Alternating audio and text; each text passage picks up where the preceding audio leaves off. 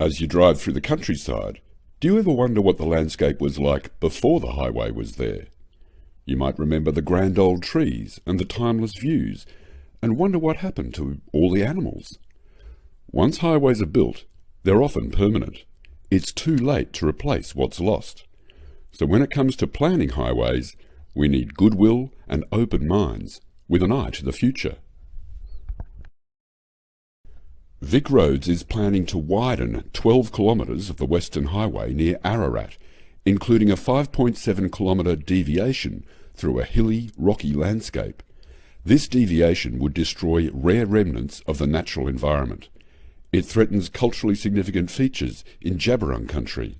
It would waste many millions of taxpayer dollars. But there's an alternative plan that's been overlooked. The northern option is cheaper, safer, quicker to build and less destructive. Highlighted in green, the northern option would use the existing two-lane highway with the addition of a second carriageway in the power line easement that runs parallel and has already been cleared. Vic Roads' planned option 1, highlighted in blue, has a much larger footprint because it builds 4 new lanes and cuts through hills. The benefits of the northern option are numerous.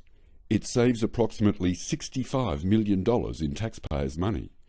It's quicker to construct by at least 6 months, and faster construction means less inconvenience to drivers. It's also a shorter and flatter route with less fog risk. The northern option saves Victoria's second largest yellow gum, as well as an ancient tree around 700 years old. It preserves several Aboriginal heritage trees, including one hollowed out by people and 2 scar trees, recognised by a growing number of concerned Aboriginal women. It conserves the habitat of the critically endangered golden sun moth and striped legless lizard, the bearded dragon, the rare barking owl, and the state-listed brush-tailed phascogale.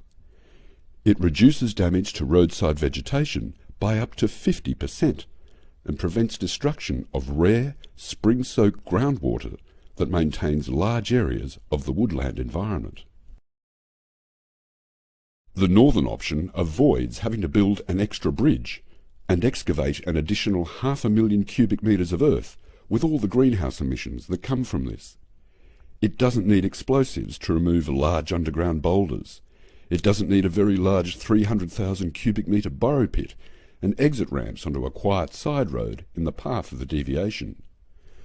The northern option follows road ecology's first rule to avoid a fresh cut in the landscape, and supports the Mount Lungi-Gerrin Management Plan to protect heritage views. Many community members are speaking up to voice their concerns about Vic Roads' plans. There's a groundswell of opinion for the alternative northern option, but we need your help as well. Here's what you can do to support our efforts for environmental justice. Send an email to Mr. Wynne, the Minister for Planning, to let him know you've watched the video and you support the northern option. His email address is on the screen. For more information about the campaign, please visit our website at fixfreewayfiasco.org. You can also sign our petition by clicking the link at the website. Together, we can make a difference.